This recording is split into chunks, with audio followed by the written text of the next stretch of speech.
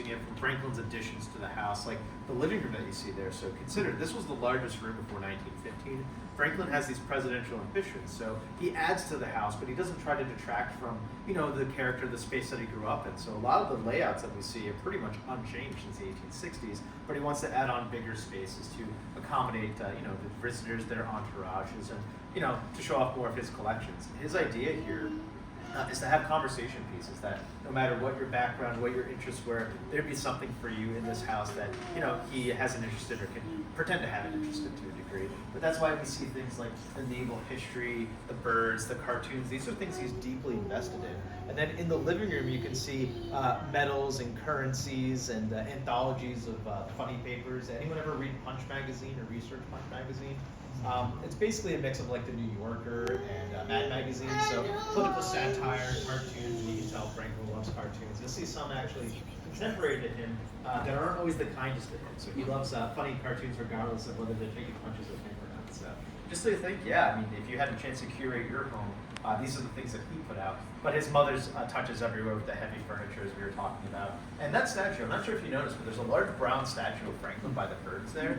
Franklin collected those birds, and his mother had that statue commissioned after he's first elected to New York State Senator, folks. Ooh, yeah. He has to start politics somewhere, right? Yeah. And Franklin starts here in Dutchess County, representing the people of this district here. And that's Franklin on the cusp of 30 when that was commissioned, and that's how proud his mom was. I've discussed with my parents, you know, say I ever want to get into politics, right? Not likely, but I'd have to make U.S. Senator before they consider a bronze statue at this point. Since they've been in this house and saw that, they're like, that's a little funny. So. You may have mentioned this, but when was this house built? So the original structure, I don't think I mentioned the year yet. So the structure we're in is a farmhouse that dates to the 1790s. It predates the Roosevelts, but his father, James, would buy this house in 1867 and renovate it to be more this country manor house that we saw pictured outside.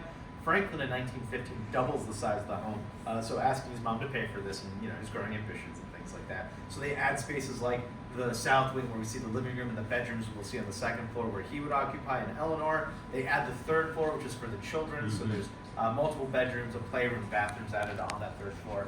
And then the north wing, they add the second level for the staff. It took 10 full-time staff members to maintain this house. So yeah, we're looking at a house that's been here for quite some time, and you kind of see the touches over the decades here, from updates from electricity, plumbing, the heating system, and even the facade right now.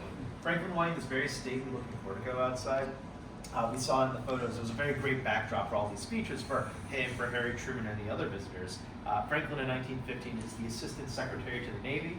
You know, I mentioned all the Navy things here, so that makes sense for his political career. But he's spending a lot of time in Washington, D.C., and I don't know, when you look at the front of the house, does that facade remind you of any other buildings in Washington, D.C.? Yeah, the White House, not being too shy about those ambitions, right? So yeah, it's interesting as a home where the Roosevelts, you know, they're wealthy, they have access to his family's needs. Yeah. Other questions? Okay. So one more thing to note before we head on upstairs is I asked you to consider this being the home of a wheelchair user. Have we found any evidence of that so far? Yeah, the ramp, and I hope you noticed the wheelchair. Yeah. I always ask because that is a pretty pithy looking wheelchair, right? It's pretty small, it's maneuverable. Consider this home in the early 20th century. Even private homes today, not really built for accessibility in mind. And it only took up until the 1990s for federal law to actually be affirmed to make public spaces more accessible. But these are open conversations that have evolved over time. In the early 20th century, it was hardly a consideration at all.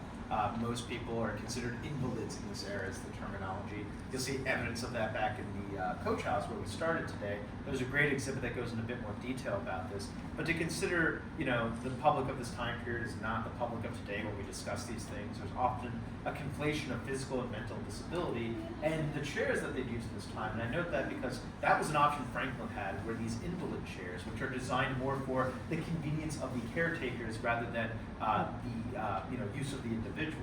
Franklin pushes back against the stereotypes of this time. People knew he was diagnosed with polio. They may not have known the full extent of him not having motor function, but he very famously sought treatment after his diagnosis. He started the March of Dimes in this time period. So people in the public discourse are discussing these things. What they may not know is the use of all the equipment that he had and the extent of this, where he needed braces to stand upright, except for in the pools at Warm Springs, using chairs and crutches. But people would see this at various situations. It may not always be at speeches, for example.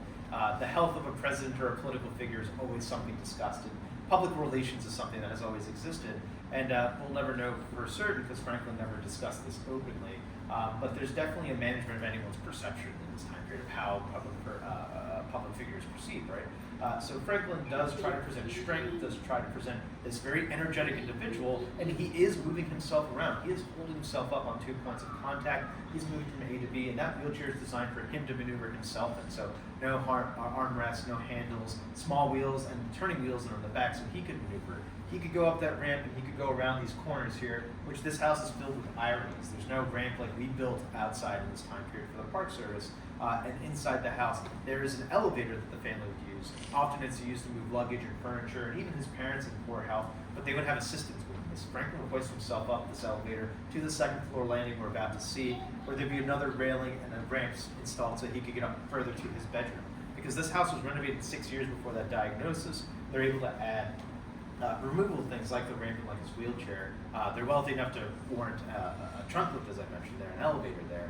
But for the most part, that's all you're really going to see. You'll see other equipment here as well. So it really depended on the audience what they saw, but Franklin didn't always hide this. There's, I think, this perception today that he went out of his way to completely and actively hide this from everybody. I think he's managing this appearance to a certain degree. Where some audiences, say you're Warm Springs, Georgia, you see him doing these therapies, you see how atrophied his legs work, but he's also able to stand up in these mineral pools. People see himself driving or throwing out pitches in baseball games. So it creates this kind of checkerboard appearances where it depends on how close or how far you were to Franklin, how much he trusted you with this information. And surprisingly, this is something I find more surprising than anything else, members of the press, members of his entourage, members of opposing political parties would not share the full extent of the information that they necessarily knew. And some of them, even decades after their death, I mean, it would take finding like hidden notes and papers underneath people's beds to discover, the extent of what he did discuss with people. So something for you all to consider is, how does Franklin move through these spaces? How does he manage his appearance as well at this time?